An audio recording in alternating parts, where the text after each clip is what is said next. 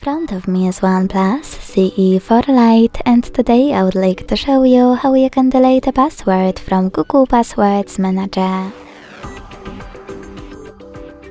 Begin by opening Settings and scrolling all the way down to access Google.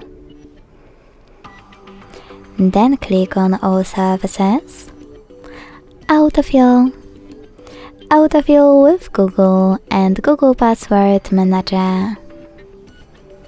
Following that, select any password to delete, enter your screen lock and use the Delete button. Then confirm your choice in the pop-up. Thanks so much for watching. If you enjoyed this video, leave a like, comment and subscribe. Bye!